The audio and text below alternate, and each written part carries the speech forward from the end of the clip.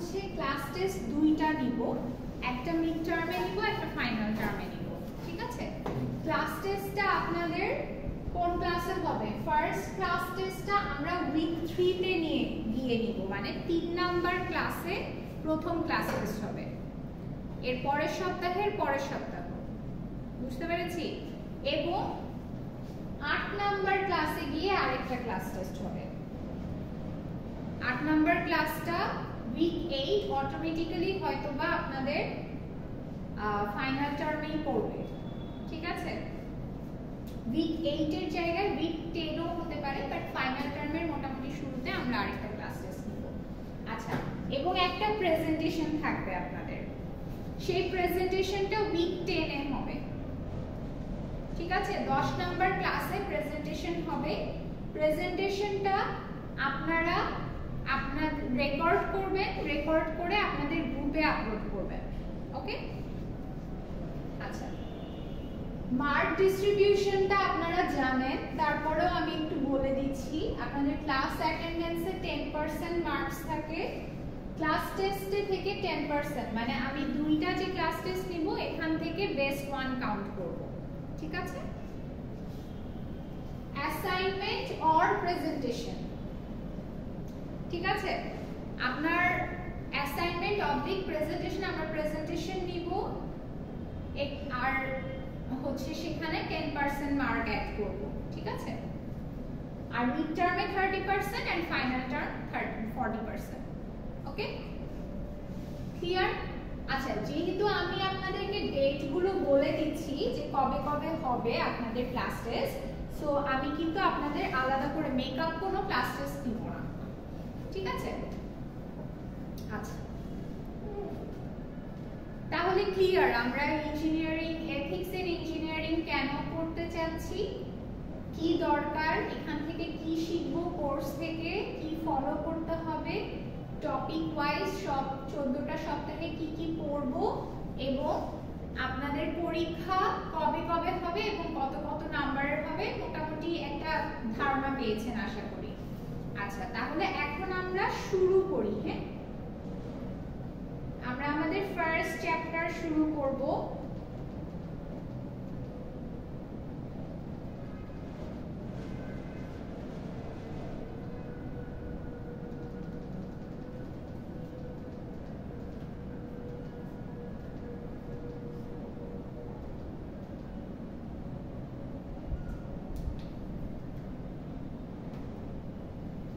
ওকে, so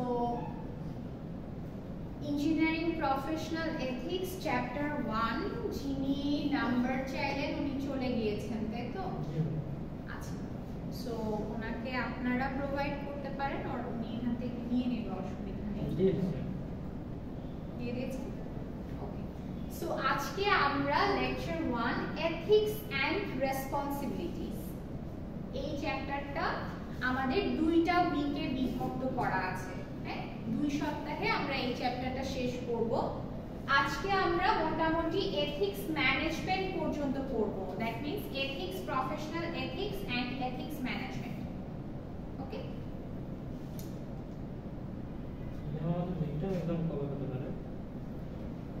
একটু academic ক্যালেন্ডারটা দেখতে হবে, আই এম নট শিওর। ঠিক, আপনাদের মিড টার্ম প্রবাবলি ডিসেম্বর জানুয়ারির দিকেই মনে হয় মিড টার্ম হয়। তাহলে আপনার প্রথম ফার্স্ট উইক টেস্ট হচ্ছে আমাদের 15 তারিখ,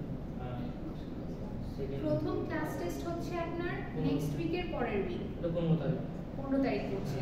আচ্ছা, তাহলে 15 তারিখ। সেকেন্ডটা হবে আপনার 20 তারিখ 12 মাস, ডিসেম্বরের 20 তারিখ। ডিসেম্বরের 20 তারিখ তো আপডেট করে দিব আমি, সমস্যা নেই।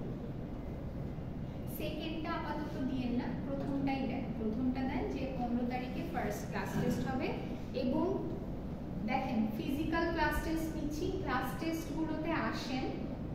আচ্ছা, আরেকটা বিষয় হচ্ছে যে আমি অনলাইন ক্লাস টেস্ট লাস্ট সেমিস্টারে নিয়েছিলাম, কারণ লাস্ট সেমিস্টারে আমাদের কিছু ঝামেলা ছিল, তাই না? আন্দোলন ছিল, আবার ন্যাচারাল ডিজাস্টারও হয়েছে, বন্যা হয়েছিল, এই কারণে কিন্তু আমরা একটা অনলাইন ক্লাস টেস্ট নিয়েছিলাম। এই সেমিস্টারে হয়তোবা অনলাইন ক্লাস টেস্টটা নাও থাকতে পারে, ঠিক আছে? সো সবাইকে ভালোভাবে বলে দিবেন যে টেস্টগুলো অ্যাটেন্ড করতে। লাস্ট সেমিস্টারে কিন্তু রেজাল্ট অনেকের খারাপ হয়েছে। আচ্ছা, আর এই সেমিস্টারে যেহেতু থিওরি কোর্স, সো রেজাল্ট খারাপ হওয়ার কিন্তু কিছু নাই, ঠিক আছে? আর একটা জিনিস বলে রাখি, আপনাদেরকে যা পড়ানো হচ্ছে তার মধ্যে থেকেই প্রশ্ন করা হবে।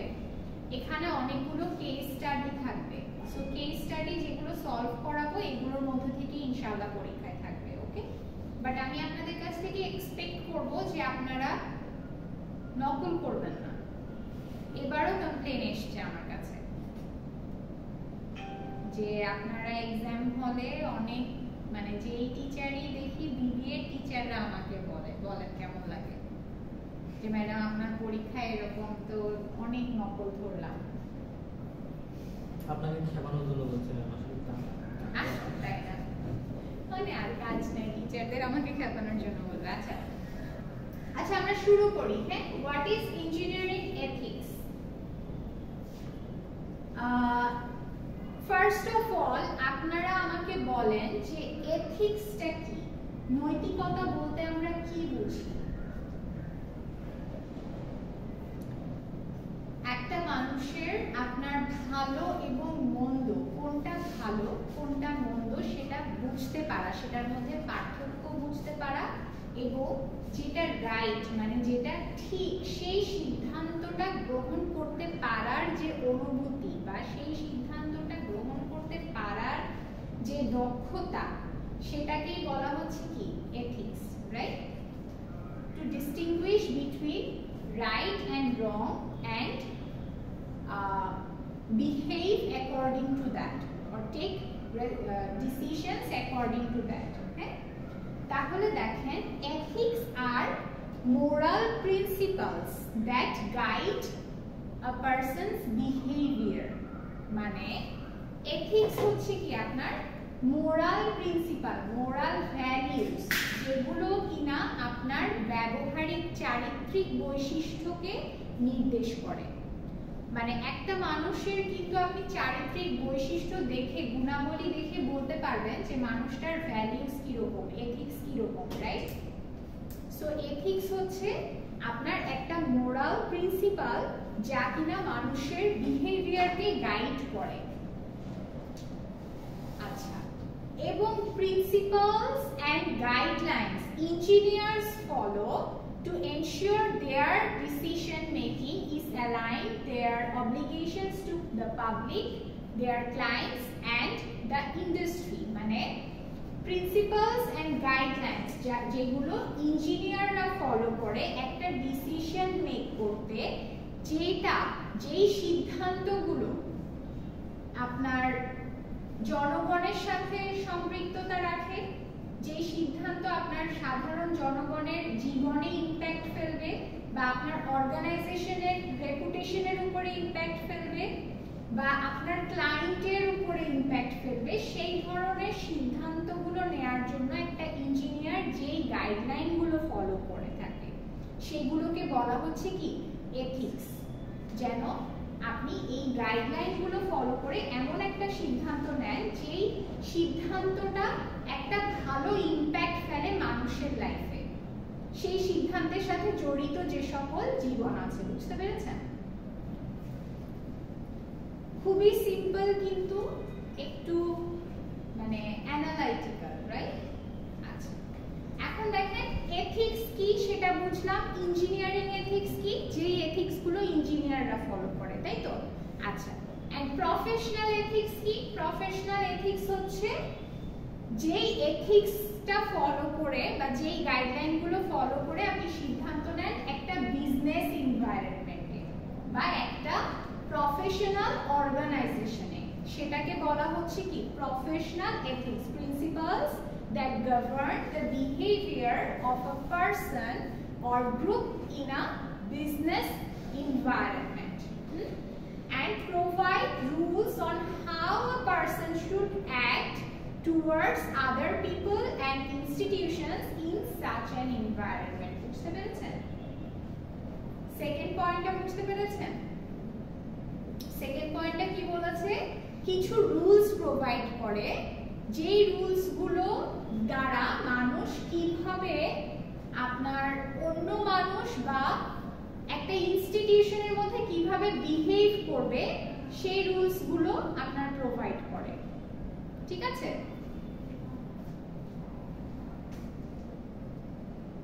আচ্ছা, এখন আসেন আমরা যে এই প্রফেশনাল এথিক্স সম্পর্কে জানলাম। এথিক্স মানে কি? প্রফেশনাল এথিক্স হচ্ছে কিছু নীতিমালা, তাই না? কিছু নিয়মাবলী, যে নিয়মাবলীগুলো মানুষের বিহেভিয়ারকে আপনার গভর্ন করে বা বিহেভিয়ারকে ডাইরেক্ট করে, রাইট?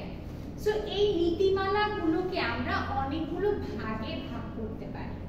প্রফেশনাল এথিক্সের মধ্যে আবার কতগুলো ভাগ আছে, কতগুলো সেক্টর আছে, হ্যাঁ? সেই সেক্টরগুলোর একটা হচ্ছে কি প্রিন্সিপাল বেসড এথিক্স। প্রিন্সিপাল মানে কিন্তু কি? নীতি, তাই না? প্রিন্সিপাল মানে তো নীতি, তার মানে নীতিগত এথিক্স। আচ্ছা, নীতিগত এথিক্সটা কি জিনিস? focuses on theories of the importance of general principles। তার মানে এটা ফোকাস করে কিসের উপরে? ইম্পর্টেন্স অফ জেনারেল প্রিন্সিপলস, মানে সাধারণ কিছু নীতির উপরে। For example, respect for autonomy. Respect for autonomy, what autonomy is? Autonomy হচ্ছে আপনার স্বায়ত্ত শাসনের যে আপনার অধিকার, বা আপনার যে গভর্নমেন্ট বা আপনার অর্গানাইজেশনের যে নরমাল একটা পলিসি আছে বা অথরিটির যে পলিসিটা, সেটার উপরে সম্মান, সেটাকে সম্মান করতে পারা। বুঝতে পেরেছেন? এটা হচ্ছে কি? এটা একটা জেনারেল প্রিন্সিপালের একটা ছোট্ট উদাহরণ হতে পারে।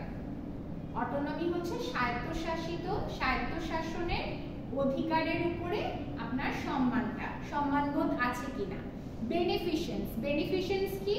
বেনিফিশিয়েন্স হচ্ছে দানশীলতা, আপনার মধ্যে দানশীলতার নীতি, এটা হচ্ছে সাধারণ একটা নীতিগত বৈশিষ্ট্য, তাই না? এবং জাস্টিস, ঠিক আছে? ন্যায় বিচার, ন্যায় বিচার করতে পারার দক্ষতা বা সেই ফিলিংসটা। বুঝতে পেরেছি? তাহলে দেখেন আপনার জেনারেল প্রিন্সিপালস কি কি হতে পারে? তিন ধরনের হতে পারে। একটা হচ্ছে আপনার রেসপেক্ট ফর অটোনমি, আর একটা হচ্ছে আপনার বেনিফিশিয়েন্স এন্ড জাস্টিস। তিনটা বোঝা গেছে? আচ্ছা, এখন আমরা একটু একটা এক্সাম্পলে চলে যাই। For example, an architect is asked to design a building that doesn't comply with safety codes in order to cut costs.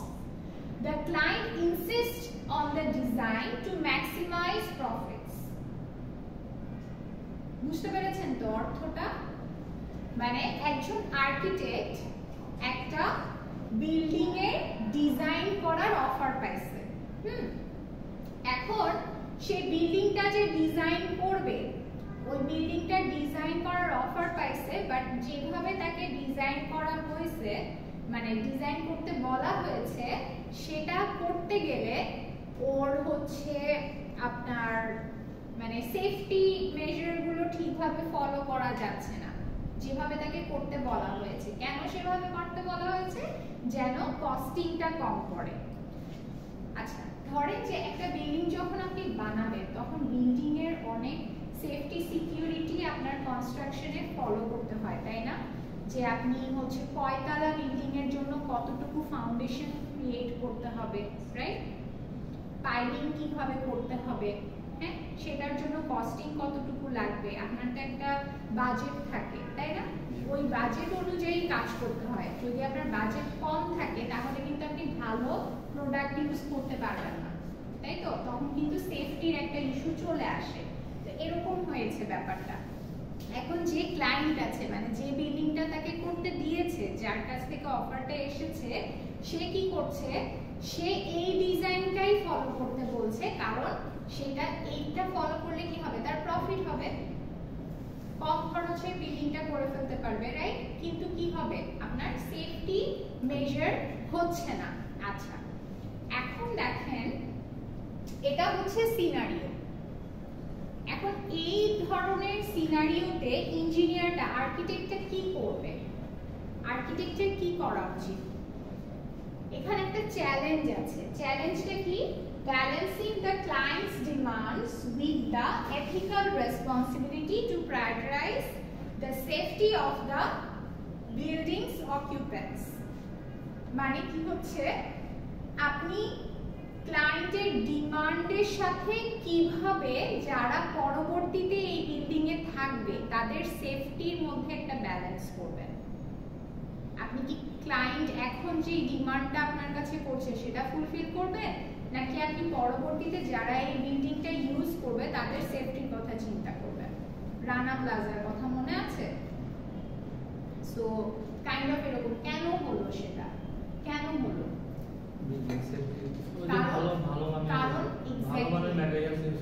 যখন বিল্ডিংটা বানানো হয়েছে তখন এই যে কস্ট কাট করা হয়েছে, তাই না? সো কি করবেন, এটা আমরা সবাই জানি কি করতে হবে। পরবর্তীতে যে থাকবে তার চিন্তা ভাবনা করতে হবে। এক্স্যাক্টলি, আমরা সবাই জানি, আপনিও তা বলছেন, কিন্তু এটা কি আসলেই করা হয়েছে? আসলেই কি করা হয়? যখন আমরা ওই পর্যায়ে চলে যাই, এই আর্কিটেক্টের জায়গায় যখন আপনি চলে যাবেন, তখন কি আসলেই আপনি যে বিল্ডিংটা ইউজ করবে তাদের কথা চিন্তা করবেন? এই চিন্তা করতে হবে, হ্যাঁ, এই জন্যই এথিক্স গুলো পড়া, কিন্তু আমরা চিন্তা করি না। সো আমাদের থিংকিং প্রসেসটা ডেভেলপ করতে হবে। আচ্ছা, এটার সলিউশন কি দেখেন, সলিউশনটা কি হতে পারে?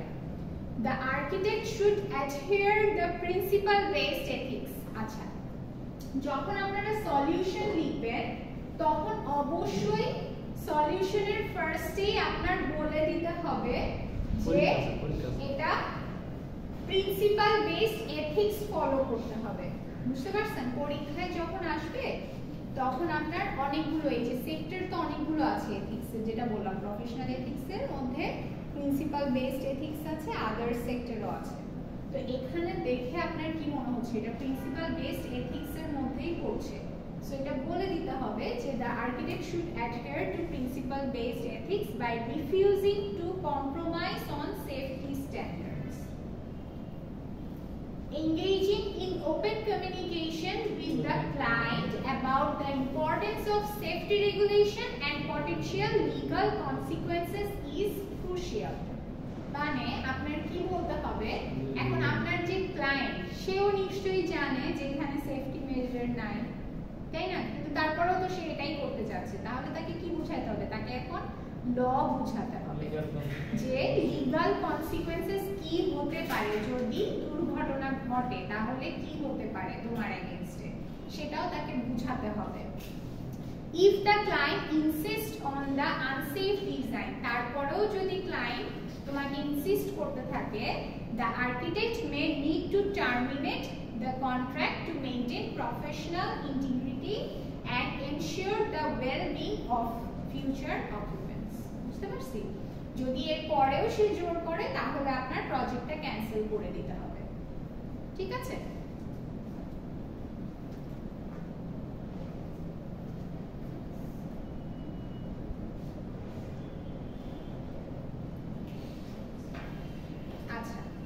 প্রিন্সিপাল বেসড এথিক্সটা কি বুঝতে পারছি মোটামুটি? আচ্ছা, তাহলে দেখেন আপনি যখন কোন একটা সিনারিও করবেন তখন আপনার বুঝতে হবে যে এই সিনারিওটা থেকে মানে চ্যালেঞ্জটা কি, আগে বুঝতে হবে যে কি হচ্ছে, মানে প্রবলেমটা কি হচ্ছে, দেন আপনার ডিসাইড করতে হবে যে এটা কোন এথিক্সের আন্ডারে যাচ্ছে।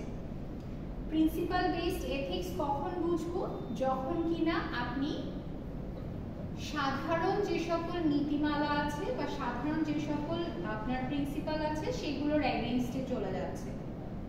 যেমন আপনার দানশীলতা, জাস্টিস মানে হচ্ছে আপনার ন্যায় বিচার এবং অটোনমি, এই তিনটার এগেইনস্টে যখন চলে যাবে তখন আপনার বুঝতে হবে যে এটাকে প্রিন্সিপাল বেসড এথিক্স দিয়ে সলভ করতে হবে। ঠিক আছে, এখন আসি ideal based ethics. Ideal based এথিক্সটা হচ্ছে ব্যক্তিত্বের উপরে ফোকাস করে। কি রকম? A principle or value that one actively pursues as a goal. একটা মানুষের কি আপনাদের নিজস্ব কিছু ব্যক্তিত্ব থাকে না, কিছু লিমিটেশনস থাকে না, যে এর বাইরে আমি যাব না, বা এটার মানে এটা আমার সীমাবদ্ধতা, এটা আমি কখনোই করব না, বা এটা আমি সব সময় করব, এরকম কিছু নীতি থাকে তো, তাই না? নীতিগত বৈশিষ্ট্য থাকে তো প্রত্যেকটা মানুষের, রাইট? সো আইডিয়াল বেসড এথিক্সটা অ্যাকচুয়ালি আপনার ওই ব্যক্তিত্বের উপরে ফোকাস করে। আচ্ছা, যেটা হচ্ছে আপনার একটা নির্দিষ্ট গোলের উপর ডিপেন্ড করে। আচ্ছা, the belief of ideals is called ethical idealism. আচ্ছা, এই আইডিয়াল বেসড এথিক্সটা আপনার এমন হতে পারে যে ধরেন আপনার ইসলামিক আন্ডারস্ট্যান্ডিং বা আপনার যেই ধর্মেরই আপনি হন সেই ধর্মের প্রতি আপনার দৃঢ় বিশ্বাস, বা আপনি ওইখানে যে সকল নীতিমালাগুলো আছে সেগুলোকে আপনি মনে প্রাণে বিশ্বাস করেন এবং সেটাই আপনি আপনার জীবনে পার্সোনাল লাইফেও ইমপ্লিমেন্ট করে চলার চেষ্টা করেন, কাইন্ড অফ এরকম, বুঝতে পারছেন? এটা একটা এক্সাম্পল দিলাম। লেটস সে আপনি কখনোই মিথ্যা বলবেন না, যত যাই কিছুই হয়ে যাক আপনি মিথ্যা বলবেন না, আপনি সবসময় সত্য কথা বলবেন। এটা হচ্ছে একটা আইডিয়াল বেসড এথিক্সের উদাহরণ হতে পারে, ঠিক আছে? দেন অনেস্টি, মানে আপনি কখনোই অনেস্ট থেকে মানে অসৎ কাজ আপনি কখনোই করবেন না, বুঝতে পারছেন? আচ্ছা, এখানে দেখেন এক্সাম্পলটা কি দেয়া হয়েছে। A software engineer is working on a project for a client. The client suggests implementing a feature that would allow the collection of user data without their explicit consent. তার মানে let's say আপনি একটা app install করলেন, হ্যাঁ? এখন সেই অ্যাপটা যখন let's say অ্যাপ অথবা একটা গেম ইনস্টল করলেন, যেই গেমটা খেলতে হলে আপনার কিছু পার্সোনাল ইনফরমেশন দিতে হবে, হ্যাঁ? এখন সেই পার্সোনাল ইনফরমেশন গুলো আপনার দিতে হচ্ছে না, এটা গুগল থেকে আপনার অটোফিল হয়ে চলে যাচ্ছে আপনি ক্লিক করার সাথে সাথে, ঠিক আছে? মানে আপনার পারমিশনের দরকার হচ্ছে না, অটোমেটিক্যালি আপনার পার্সোনাল ইনফরমেশন গুলো চলে যাচ্ছে। তো এটা কি এথিক্যাল? এটা তো এথিক্যাল না, রাইট? একজন আপনার পারমিশন ছাড়া আমি আপনার পার্সোনাল ইনফরমেশন বা পার্সোনাল কোনো কিছু নিয়ে তো কাজ করতে পারি না, রাইট? কি করতে হয়, এরকম কিছু অ্যাপ দেখবেন যে আপনি যখন ইনস্টল করেন তখন এরকম একটা নোটিফিকেশন আছে যে আপনি অ্যালাউ করবেন কিনা, যে আপনার ফটোসের অ্যাক্সেস পাবে বা আপনার হচ্ছে মেসেজিং এ অ্যাক্সেস পাবে। এটা অ্যালাউ করতে বলে না, অ্যালাউ ডোন্ট অ্যালাউ একটা অপশন আছে। তো তার মানে কি আপনার কাছে একটা পারমিশন চাচ্ছে। এখন এই যে এখানে ব্যাপারটা, এখানে বলছে এই পারমিশনের দরকার নেই, মানে এমন একটা ফিচার অ্যাড করবে যেটাতে অটোমেটিক্যালি মানে ইউজারের পারমিশন ছাড়াই ইউজারের পার্সোনাল ডেটা কালেকশন করে নেবে সে, বুঝতে পারছেন? একজন সফটওয়্যার ইঞ্জিনিয়ারকে এই কথাটা বলা হলো বা এই ধরনের একটা প্রজেক্ট দেওয়া হলো, তাহলে সফটওয়্যার ইঞ্জিনিয়ারটার কি করা উচিত? এখন ভালো যেটা মানে লিগ্যালি ওটা করা দরকার। আচ্ছা, এখন দেখেন এখানে চ্যালেঞ্জটা কি? চ্যালেঞ্জটা হচ্ছে যে সফটওয়্যার ইঞ্জিনিয়ারটার এরকম ভাবছে যে একজন মানুষের পার্সোনাল ইনফরমেশন আমি তার পারমিশন ছাড়া নিতে পারবো না, এটা আমার আইডিয়ালিজমের বাইরে পড়ে, আমার মোরাল ভ্যালুজের বাইরে পড়ে, আবার আমার তো আমার ক্লায়েন্টের ডিমান্ডও ফুলফিল করতে হবে, তাই না? তো এখানে তাহলে কি করতে হচ্ছে? Balancing the client's request with the ideal of respecting user privacy and data protection, তাই না? এটা হচ্ছে চ্যালেঞ্জ, ইউজারের প্রাইভেসি এবং ডেটা প্রোটেকশনে তোমার রেসপেক্ট রাখা এবং হচ্ছে ক্লায়েন্টের রিকোয়েস্টের মধ্যে ব্যালেন্স রাখা। ওকে, তাহলে এটাকে সে কিভাবে, সলিউশনটা কি রকম হতে পারে?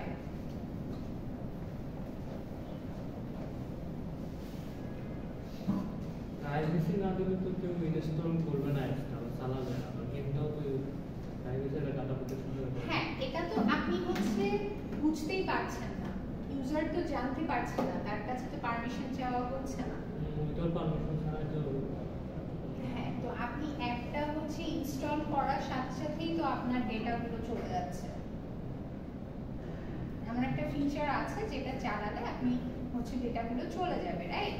তাহলে এখন সফটওয়্যার ইঞ্জিনিয়ারিং এর কি করা উচিত? Software engineer should uphold the ideal based, অবশ্যই আইডিয়াল বেসড এথিক্সটা তার ফলো করতে হবে by prioritising user privacy and data protection, তাই না?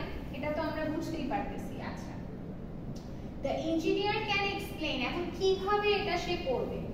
ইঞ্জিনিয়ার ক্লায়েন্টকে এক্সপ্লেইন করতে পারে যে তোমার এখানে এথিক্যাল ইমপ্লিকেশনস গুলো কি কি আছে of collecting data without explicit consent,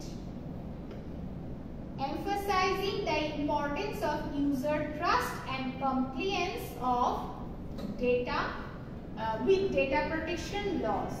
মানে বুঝতে পারছেন আপনি যে পয়েন্টটা বললেন যে ইউজার তো তাহলে এটা ইউজ করবে না বা ইনস্টলই করবে না অ্যাপটা, কারণ যখন আপনি ইনস্টল করলেন আপনার ডেটা চলে গেল, আপনি এটার ফিডব্যাক নিশ্চয়ই দিবেন যে এই অ্যাপটা ভালো না, সো আরেকজন তো ইউজ করবে না, রাইট? সো এই ব্যাপারটা আপনার ক্লায়েন্টকে বুঝাতে হবে, হ্যাঁ? এবং এইটার এই ডেটা প্রোটেকশনের যদি আপনি ডেটা প্রোটেকশন রেসপেক্ট না করেন তাহলে এটার এগেইনস্টে কি কি ল আছে সেটাও আপনার ক্লায়েন্টকে বুঝাতে হবে, হ্যাঁ? এবং কি করতে হবে? একটা অল্টারনেটিভ সলিউশন প্রপোজ করতে হবে। লেটস সে এই ধরনের সলিউশন হতে পারে যে আপনি ডেটাগুলো কেন প্রয়োজন এটা ইউজারকে একটা মেসেজ দিয়ে তাকে ডেটাগুলো ইনপুট দিতে বলে রিকোয়েস্ট করতে পারেন, রাইট? এই ধরনের অপশন রাখতে পারেন আপনি ওই ফিচারে। আচ্ছা, সো এই ধরনের সে একটা অল্টারনেটিভ সলিউশন প্রপোজ করবে that respect user privacy while achieving the project goals, demonstrates a commitment to ethical software development। বুঝতে পারছেন? তাহলে কি হলো? আপনি আপনার ক্লায়েন্টকে বুঝাতেও পারলেন, আপনি আপনার প্রজেক্টটাও পেলেন, একটা অল্টারনেটিভ সলিউশন দিয়ে আপনি আপনার ক্লায়েন্টের যে রিকোয়েস্ট সেটাও রাখতে পারলেন এবং ইউজারের প্রাইভেসি এন্ড ডেটা প্রোটেকশনেও আপনি ফুলফিল করতে পারবেন, রাইট? বুঝতে পারছি? কোনো কোয়েশ্চেন আছে?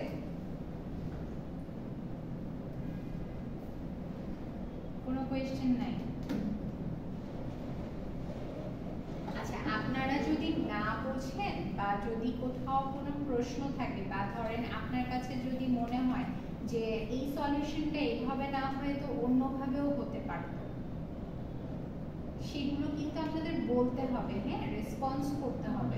আমরা তো ইংলিশে তুই না মানে বাংলা বললে এই ধরনের বাংলা ভালো পড়ে বুঝি ইংলিশে ক্লাস নিচ্ছি না, আমি কিন্তু বাংলায় ক্লাস নিচ্ছি এবং আমি কিন্তু আপনাদেরকে রিডিং করে আবার সেটাকে ট্রান্সলেটও করছি, বুঝিয়ে বলার চেষ্টা করছি যে পরে বুঝি ভালো করে সবকিছু বুঝি তখন মানে বোঝার পরে বলার পরে বুঝি। আপনাদের এই কোর্সটার সবথেকে বড় চ্যালেঞ্জ কি জানেন? আমি আমার এক্সপেরিয়েন্স থেকে বলি, এর আগেও তো আমি এই কোর্সটা নিয়েছি আপনাদের ডিপার্টমেন্টে।